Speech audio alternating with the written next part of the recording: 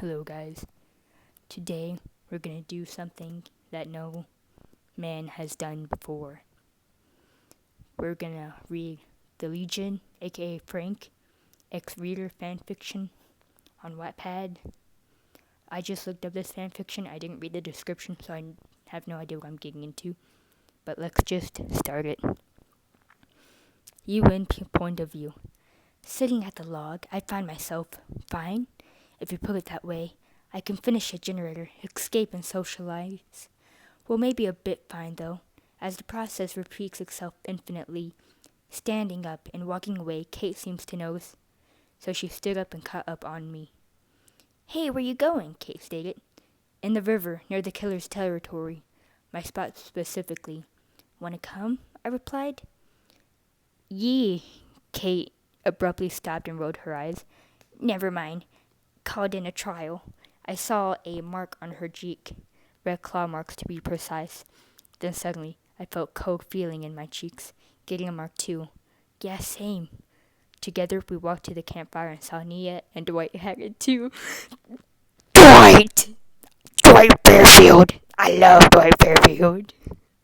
Anyways, this might be interesting. Before we went to the trial, I changed my outfit, wearing a green hoodie and black jogging pants and a simple Nikes. As the smoke took us to a place, it is quite interesting and a mystery for a new map to be encountered immediately. It is snowing, which is kind of good because I wore the correct dress code. I know we don't feel cold in trials or so, but hey, at least I matched the weather. As I looked around, I saw some sort of resort, a broken ski ride, and it looks like a cellular tower or something. I decided to go and explore the resort to spot a generator. Perfect, I thought to myself, starting to fix it.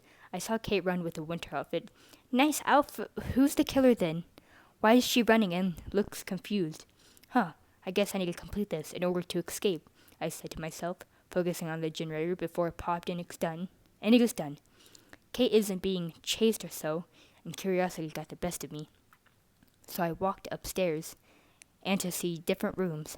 I spotted a window too, so it's good. I can with somewhat escape.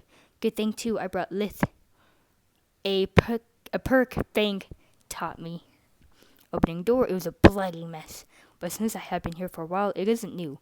I continued to explore and search for some clue to the killer, and to luck, I saw a man in one picture frames. Around my age. Maybe wearing a mask and a hoodie, yet the hood is not in his head. Head, revealing his black hair. It was quite nice to have hair color like that. I saw a clean Swiss knife and a bloodied, sharpened ruler. Ruler as a weapon is dope, considering it could be created by an easy DIY. Looking back to the picture, I focused on him. He is quite the picture, if it isn't for the mask, huh? As I said it to myself. I didn't realize that the killer is coming. As for this last second, my heart starts to beat rapidly, turning around to see the face to face with the killer. It is a guy, just like the picture we saw. He is taller than me. For a couple of inches, he raised his pocket knife, and any time he can attack and hook me. And so I did clench my eyes closed and wait for the inevitable. Frank's point of view. Oh, I dropped my phone. After I struck Kate and made her a deep wound, I looked up to see someone upstairs. Stopping my frail frenzy, I groaned. It was quite the pain to use my ability. Clenching my fist, I made my way to upstairs, slowly walking to make sure he or she won't run out of my sight. Looking around to see a girl, what a coincidence. She is around my age, though. I am much taller, I commented in my mind. I was about to stab her in the back. She turned around and raised my weapon, only to stop. Lowered my weapon just to stare at her. She is beautiful, yet I like her blood streamed into my knife. It's too enticing, yet another day shall it be done. Glancing at her one last time, before walking downstairs and leaving her. Next trial, I want to play with her. Oh no. Opening my eyes to see him leave me. Shock, confusion, terror, and warmth? Wait, why warmth? Huh, it must be weird for a killer to leave a vulnerable victim. Walking downstairs to complete another generator, my objective, then I saw Kate, what looks like healing, but much intense. Huh, maybe I should ask it later. Then Kate saw me and asked for help in healing her. I shrugged and helped her to heal. Hey Kate, why didn't you heal right away? You look like healing, but you didn't go to a healthier state. I started walking to a near generator. It's called mending. The Legion? Yeah, Legion seemed to inflict a deep wound effect, and we need to mend it or go in a dying state. Kate explained shortly, hopping to a generator, and started to connect wires, twist knobs, and make it work. I started to do the same as myself would want to escape. Time skip! There's only 2 generators left to complete, and yet Kate and I are the only left. Dwight just died. No! Not Dwight! Why? Dwight first died and sacrificed before Nia got the same thing. Kate is on her last hook, and I have never been hooked. We are working on a generator on a killer shack. I've been wondering why he is not I wonder why he is not hooking me, nor hitting me. As I had been on my thoughts drowning, suddenly I heard Kate scream, "Ah!" I looked up to see her grab from the generator. It was a bit hard to see my friend hooked, and I didn't do anything. But I don't know how he does his dirty work, and I am being cautious. I felt guilty for her being sacrificed. Time to find the hatch. I started to walk around the map, and it is quite beautiful, to be honest, as it is nice to see a new map. And it is snowing! It isn't for the breeze, half the broken walls. It might have been much better, Time to focus. As I found the hatch, my heart began to beat rapidly. I looked behind me to see if the killer was running swiftly. I squeaked, accidentally tripping and falling to the snowy ground. I cursed myself for the stupidity I've done. I rode to the side, looking up to see the killer, or the Legion, towering me. I gulped as I didn't know his plans and thoughts. Chapter 2. Frank's point of view.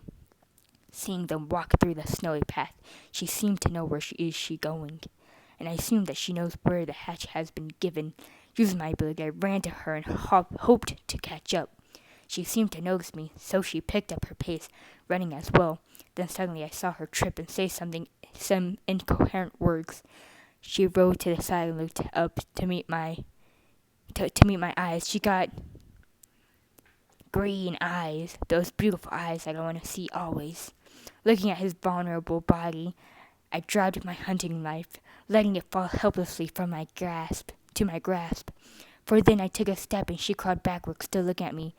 This got me amused, yet hurt. Tilting my head to the side, I offered my hand to let her stand, waiting. Ewan's point of view. As I lay on the cold ground, he dropped his knife. I mean, why though? And he took a step forward. Scared for my life, I crawled backwards, not breaking eye contact with him. He tilted his head to the side, offering his hand to offer help. I shakily took it, still unstable, for the situation is a bizarre feeling. Thanks, I stuttered out. And the first time I stuttered, And in one swift motion, I am on his grasp.